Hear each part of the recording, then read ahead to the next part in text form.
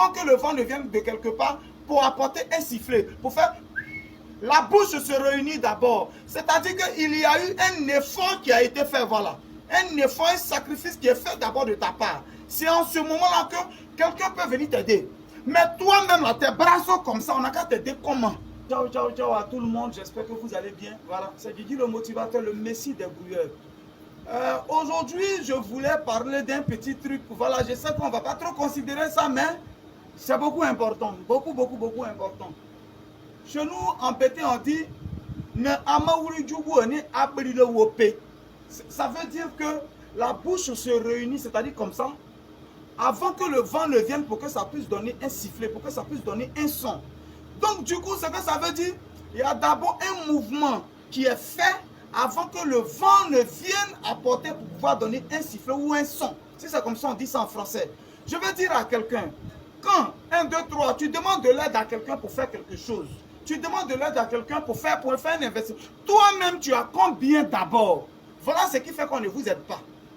C'est ça qui fait que souvent, on ne vous aide pas. Parce que, avant d'aller vers quelqu'un pour dire, ah, voilà mon projet, voilà ce que j'ai, pardon, la prochaine fois, il faut aller avec un peu. Le projet fait 500 000, il y a 200 000. Si tu peux me compléter pour faire. C'est en cela qu'on va sentir toi-même c'est-à-dire ta motivation, toi-même ton sérieux, toi-même, on va savoir que tu veux vraiment réaliser ce projet. Je dis toujours que j'ai toujours pour habitude de dire qu'en réalité, l'argent n'est pas un problème. C'est le projet d'abord qu'il faut avoir. Une autre fois, je vais développer ça. Donc, je suis en train de dire à quelqu'un, fais des sacrifices de ta part. Quand ils verront les sacrifices, forcément, rares sont les personnes qui ont dit, j'ai un peu, voilà ça. Il faut me compléter pour faire, puis ils n'ont pas été aidés. C'est faux. C'est faux. Qu'est-ce que tu as d'abord? Je dis bien encore, la bouche se réunit, elle fait un effort pour se réunir d'abord, avant que le vent ne vienne de quelque part, pour apporter un sifflet, pour faire... La bouche se réunit d'abord. C'est-à-dire qu'il y a eu un effort qui a été fait, voilà. Un effort, un sacrifice qui est fait d'abord de ta part. C'est en ce moment-là que quelqu'un peut venir t'aider. Mais toi-même, là, tes bras sont comme ça, on n'a qu'à t'aider comment? On n'a qu'à t'aider comment? Après, ça peut traiter les gens de méchants. Toi-même, là, tes bras sont comme ça. Tu as couché à la maison, on n'a qu'à t'aider comment? Tu as fait quoi pour qu'on t'aide? Je dis toujours que dans notre bonheur, on a notre part de responsabilité. Dans notre échec, on a notre part de responsabilité, comme dans le succès. Il y a forcément la part de responsabilité de l'être humain que nous sommes. Il y a une part de responsabilité. Qu'est-ce que tu as fait avant de te tourner vers quelqu'un? Qu'est-ce que tu fais? Ne traitez pas les gens de méchants après. Ne traitez pas les gens, non, ils ne veulent pas m'aider, ils ne veulent pas m'aider. Un courageux, c'est-à-dire quoi? Un courageux se doit d'encourager un courageux. Non, c'est rare que les courageux aident les paresseux. Quand on est courageux, on essaie d'abord un temps soit peu de faire quelque chose et de se tourner vers quelqu'un. Quand quelqu'un il voit, il dit, ouais, tu as pris caution, toi-même tu as lutté, tu as eu caution de magasin. Tu as fait un peu pour t'aider à remplir le magasin à Walla. Il dit, si elle n'était pas aidé, c'est que moi, mais si mauvais. Parce que tu as fait un effort, tu as fait quoi? Est-ce que tu as fait quelque chose? Est-ce que toi-même tu as fait un effort avant de demander de l'aide? Arrête de t'asseoir pour raconter n'importe quoi. Je le dis toujours, je dis personne, à part ton père et ta mère, personne n'est obligé d'aider quelqu'un. Personne. Personne n'est obligé de s'occuper de quelqu'un, voilà. Personne n'est obligé de se couper de quelqu'un, à part ton père et ta mère qui sont obligés, peut-être tu n'as pas demandé à venir au monde. Alors, pour que les gens acceptent ce que nous voulons, pour que les gens acceptent de nous aider, pour nous pousser, pour nous donner un coup de pouce, il va falloir que nous-mêmes, on puisse poser un acte. Il va falloir que nous-mêmes, on puisse faire quelque chose. Qu'est-ce que tu as fait avant de demander de l'aide? Et puis, on ne t'a pas donné. Qu'est-ce que tu as fait?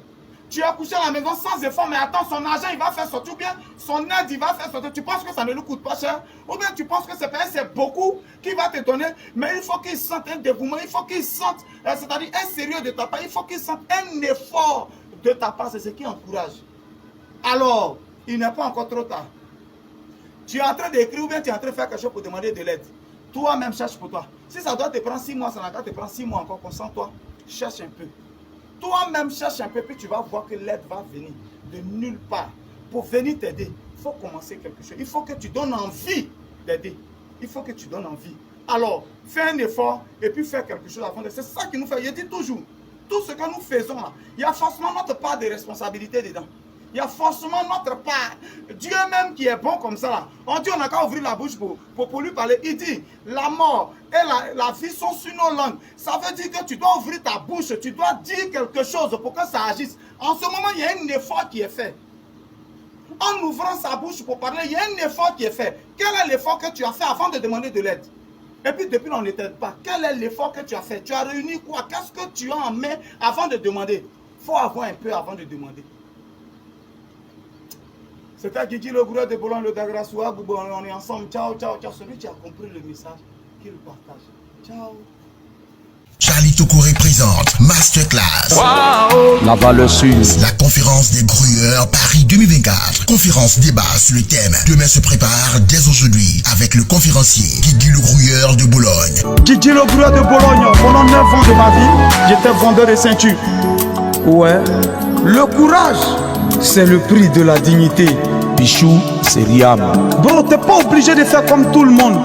Tu sais d'où tu viens. EB 90 minutes. Le samedi 2 novembre 2024 de 14h à 18h au 93 rue de Stalingrad, 93 100 Morel. Présentation El Magnifico, le Dougoumassa. Entrée gratuite, réservation obligatoire. Infoline 06 28 24 95 63 06 41 79 43 86. Partenaire GGB Multiservice NNBTP. Enfants de riches.